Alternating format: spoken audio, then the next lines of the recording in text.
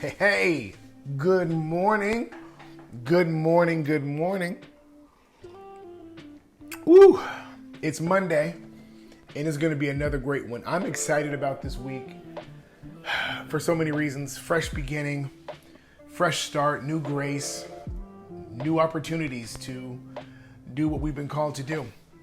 I also want to just preface that I lost my voice a couple days ago, and I've been slowly regaining it. So this morning it may feel a little different, but stick with me.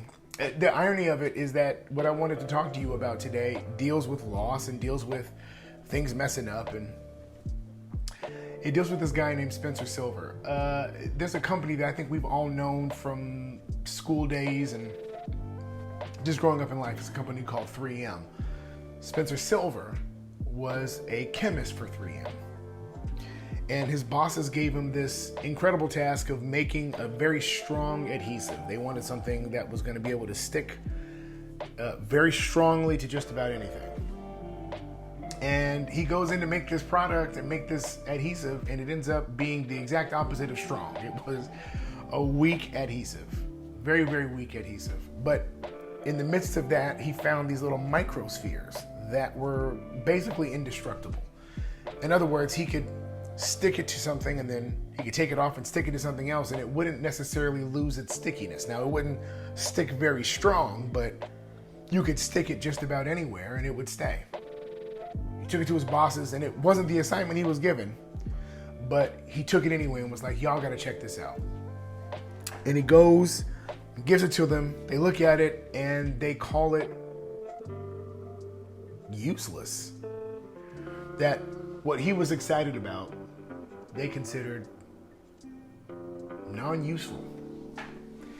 And in the frustration, he gave up on it and basically walked away from that project. And about 5 years later, there's a guy named Art Fry, who was another chemist at 3M. He has a different level of frustration for a whole different reason, completely outside of the company of 3M. He was going to church and he kept losing his bookmarks in his hymnal. He would bookmark songs, and then the bookmark would fall out of the book. So he wanted to find something that would help the bookmark stick to the hymnal pages. And so he stumbled upon Spencer's. He stumbled upon that invention that he had of the weak adhesive with the microspheres that were virtually indestructible, and decided to use that as the actual placeholders instead of the bookmarks. And he found it so useful that he represented it right back to those 3M execs. And again, they called it useless.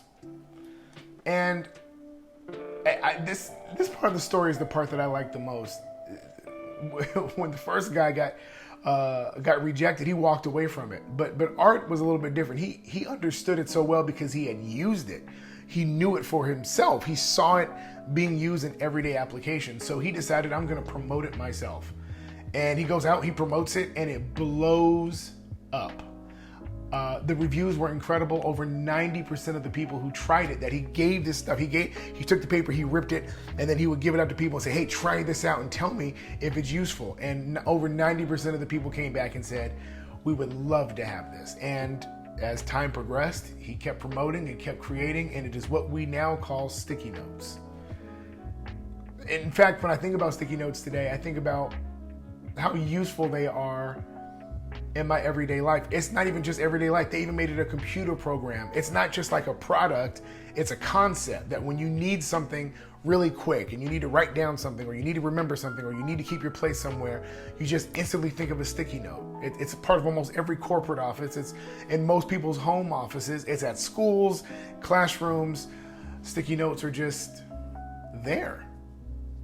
And I always wonder what would have happened had Art Fry not pushed the issue to keep that idea alive. You see, the difference between the first guy and Art was that the first guy had it as a concept, but Art knew it in everyday life. And in fact, his motivation wasn't given as an assignment to help some company fulfill a goal. In fact, it was something that was trying to make life better for himself. And he ended up using that, and it ended up being a crazy success. I guess this week, my challenge to you are what things has God placed inside of you? What things have you stumbled upon? What skill sets do you have that you've walked away from because somebody rejected you? I know it's a very triggering word to use the word rejection, but I think it's a word that we need to evaluate in our own lives.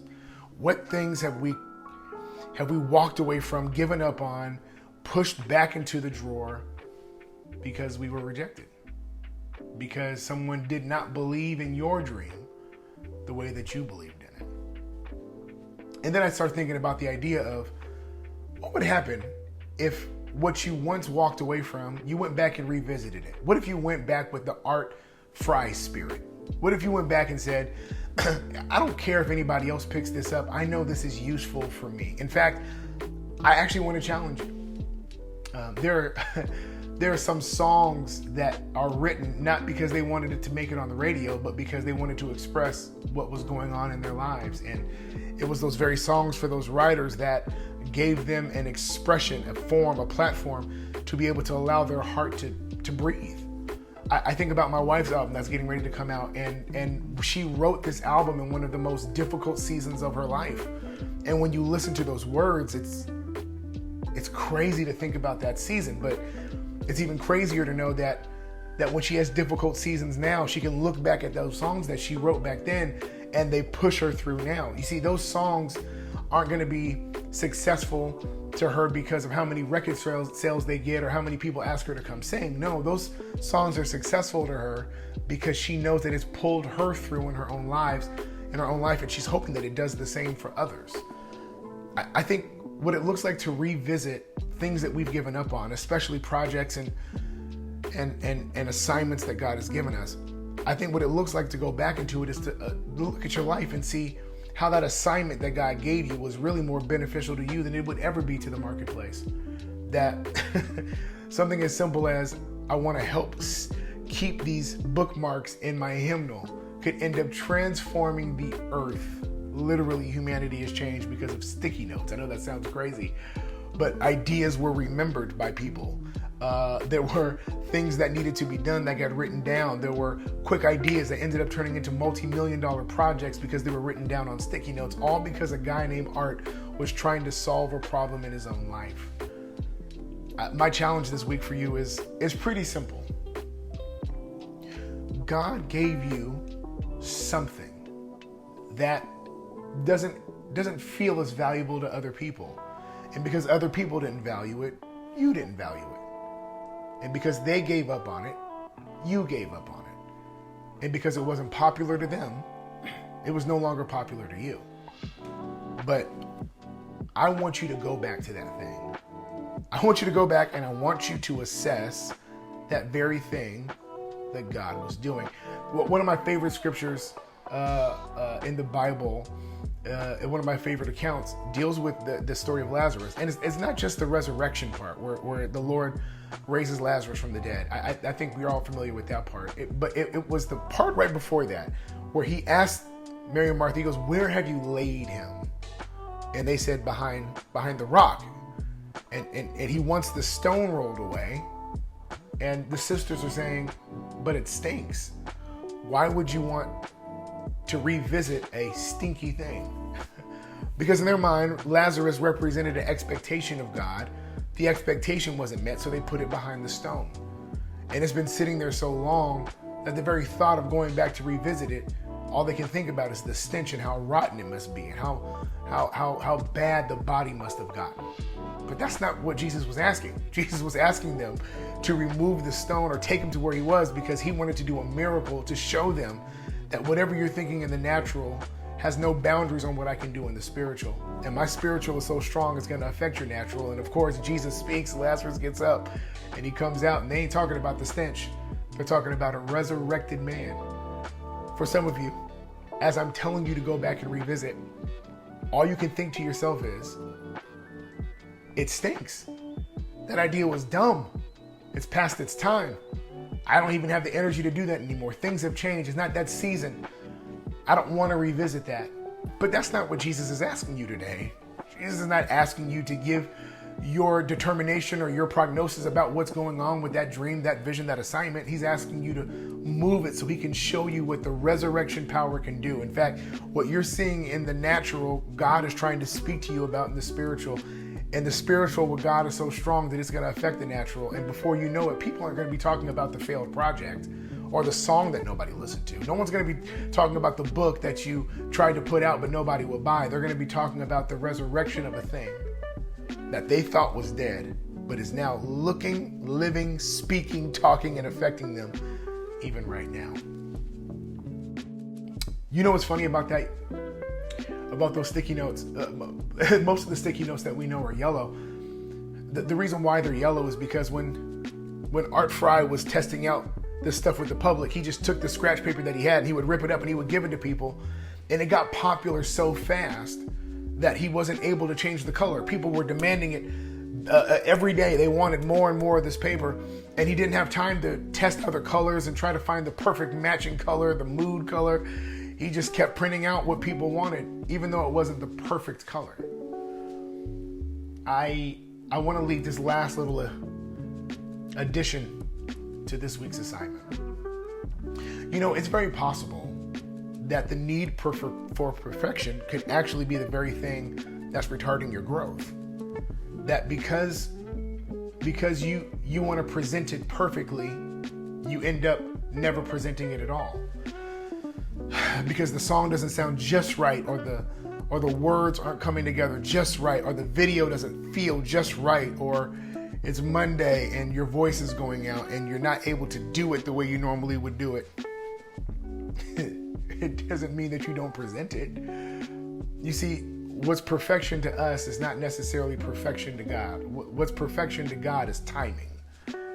What he's looking for is, can you give me what's needed? Can you accomplish the assignment? Can you say yes to do what's needed in this season? Because there's something that I want to do with that. And Art did that. And because of that, even now, we don't even question the color. And they have other colors now, but we've always just known it as yellow. I think your need for perfection is becoming your excuse for procrastination. And I want you to be free of that. But it doesn't have to be perfect. That, yes, we want quality to go out, but we don't want to try to be so perfect that we miss the perfect season. There's a reason why God is pulling and tugging on you to do it now. It's because there's a certain group of people and an assigned community that is in need of what's going on, or there's a future event that he's trying to line up so that it perfectly matches up with what you've been working on, and it matches up with what the world needs. And before you know it, your opportunity and preparation come together and you see success happen in your life. But if you're constantly keeping it under wraps and you're constantly trying to perfect, I want to warn you that you could have an imperfect thing be presented in the perfect season and success will still come. But trying to have a perfected thing in an imperfect season can cause the success to be missed. And what was always meant to be a success could end up being a failure. Not because the product wasn't good, but because you tried to perfect it so long that you missed the season. Why not just do it? Why not just go out there and make a difference? And you'd be surprised that what you would think you would need to adjust, people eat it up in the prototype stage. It's amazing what God can do with imperfect things. Your God was able to take imperfect dirt and imperfected nasty soil and be able to form that into what we consider mankind today. He loves to play with dirty things. And so for you, trying to clean up and use fig leaves and make things perfect, you're missing the very essence of God. It's taking things that seem the most unlikely to be successful and presenting it so that it can bless the world. The most imperfect lunch of fishes and loaves ended up becoming one of the greatest biblical accounts of what God can do with a little bit of stuff. I'm telling you, perfection kills. So, take some time, evaluate where in your life you've walked away from things, and then ask yourself, what things have I been sitting on so long because I've been trying to get it perfect that I'm actually utilizing that as an excuse for procrastination? Because what I do know is that this week is going to be a great week. And it's not going to be a great week necessarily because everything we put our hands to is going to be instantly successful. It's not going to be a great week because I'm going to go back and begin to look at some of these assignments and look at these callings, and everything's going to work out as soon as I say yes to God. Now, this week is going to be a good week because we're finally going to give ourselves an opportunity to believe again.